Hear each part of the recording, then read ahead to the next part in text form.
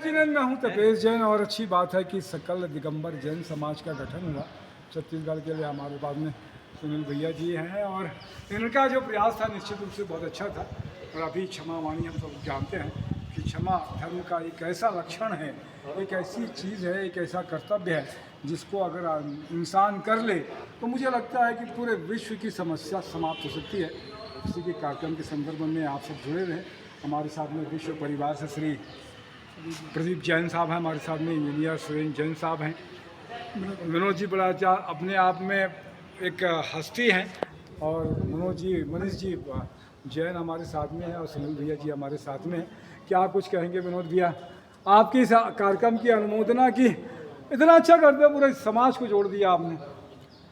समाज को जोड़ने के लिए जी जी तो हमारे आदरणीय ब्रह्मचारी सुनील भैया जी जी जो कि पिछले लगभग 2-2.5 साल हो गया जी जी और रायपुर में BSNL में पदस्थ हैं। जी और लेकिन जितना उनको समय मिलता है अपने कार्य को करने के बाद में उस पूरे समय का उपयोग वो धर्म ध्यान और धर्म की प्रभावना कैसे बढ़े जी और अच्छे रास्ते पे समाज कैसे चले उस और उनका ध्यान रहता है। उसके लिए सबको जोड़ते हैं।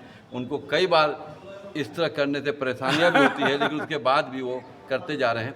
अभी हम लोग आचार्य गुरु विद्यासागर जी महाराज की जी शिष्या जी आरिका माँ अंतर्मती माता जी के चातुर्मास संपन्न होने जा रहा है और 10 लक्षण पर्व के बाद में एक क्षमा पर्व जो है, उत्तम क्षमा पर्व जो है, उस क्षमावानी पर्व पर और आचार्य गुरु विद्यासागर जी महाराज के जैसा कि पिछले वर्ष भी हुआ था, इस वर्ष भी आचार्य श्री के 7 तारीख को जी जी विद्योत्सव जो जी कार्यक्रम है जी जी उसमें जन्म है, आचार्य श्री का अवतरण दिवस है, जी। उस दिन जो कार्यक्रम है उसका भी कार्यक्रम बहुत भव्य है। वो विधानसभा के अंदर में होने जा रहा है जिसमें कि हमारे राज्यपाल महोदय का सहमति भी मिल गया जी। है, साथ में और भी केंद्रीय मंत्रियों का आने की संभावना है।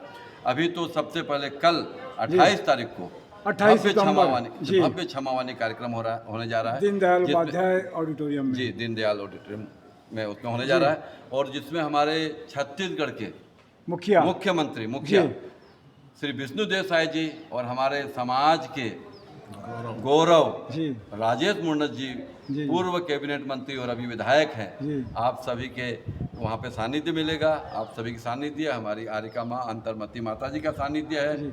और लगभग कल हम लोग ऐसा उम्मीद है कि 1200 से 1500 लोग जुटेंगे वहाँ पे और एक भव्य कार्यक्रम होगा जिससे धर्म की खूब प्रभावना होगी, ऐसा हम लोग का सोच है। बहुत अच्छी बात है, आप हैं तो प्रभावना निश्चित रूप से धर्म की होगी।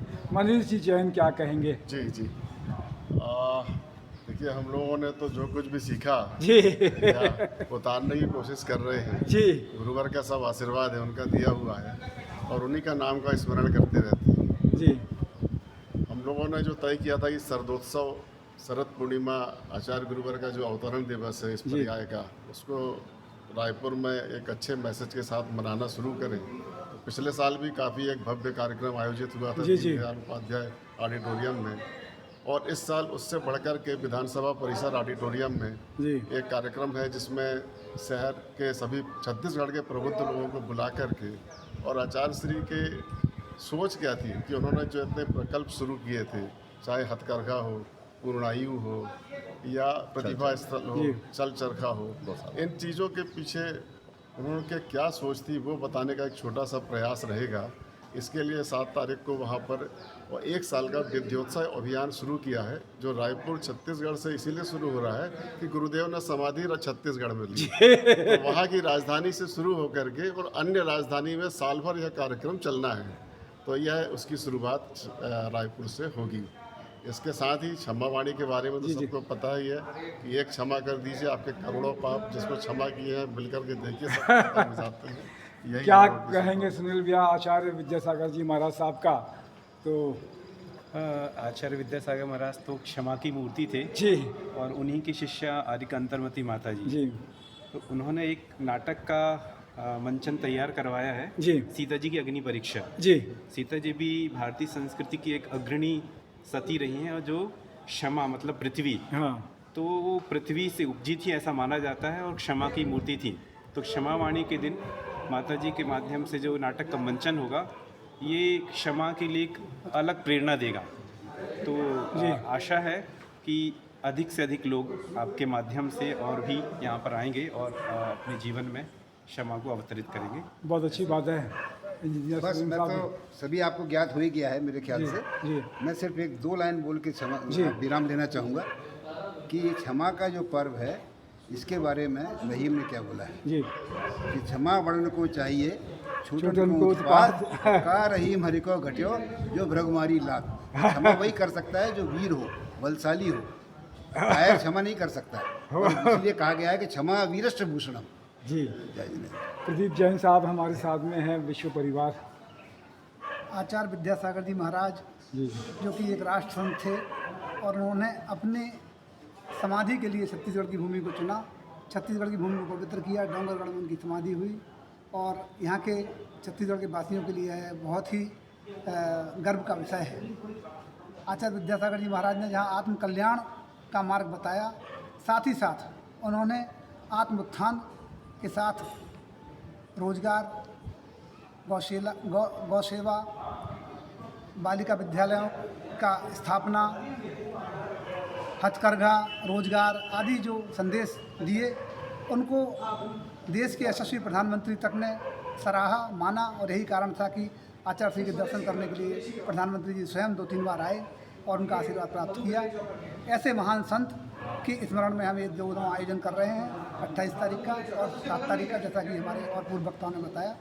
आप सबसे 28 तारीख का दीनदयाल उपाध्याय ऑडिटोरियम में है। शाम के कितने बजे से है? ये कार्यक्रम दोनों कार्यक्रम 3 बजे का? 12:15 बजे से प्रारंभ होगा जी। इसमें भक्तामृत जी का पाठ पहले 40 जी। मिनट तक चलेगा।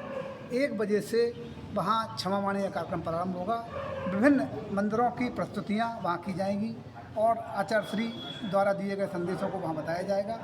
2 बजे महामहिम माननीय मुख्यमंत्री महोदय का वहाँ आगमन होगा और हमारे कार्यक्रम के अध्यक्ष माननीय राजेश मूड़त जी, पूर्व मंत्री, वो वहाँ पधारेंगे और 2 से 3 के बीच में इन अतिथियों का संबोधन, माता जी का संबोधन होगा और 3:15 से माता जी द्वारा विरचित माँ सीता, सती सीता की अग्नि परीक्षा का मंचन वहाँ किया जाएगा। और अच्छा, 7 तारीख का भी प्रोग्राम जी कितने बजे से चालू करेंगे हम लोग? 7 तारीख का प्रोग्राम हम लोग लगभग 1 बजे से प्रारंभ करने का दोपहर में? दोपहर में 1 बजे से 3:30 बजे तक का ये प्रोग्राम अभी प्रस्तावित है। जी। और जैसा कि महामहिम राज्यपाल महोदय का समय हम लोग को मिलेगा, उस हिसाब से उसमें तो उसमें भी हमारे पास में आचार्य श्री के जो प्रकल्प है वो सब दिखाए जाएंगे और उनका जी हाँ आचार्य श्री के प्रकल्पों पे आचार्य श्री के ऊपर ही वह आयोजन किया जा रहा है। 7 तारीख के विधानसभा परिसर में। विधानसभा में जो सभागार है उसमें। जी, तो बहुत अच्छी बात है। मैं तपेश जैन, नरेंद्र ठाकुर के साथ में जय जिनेन्द्र।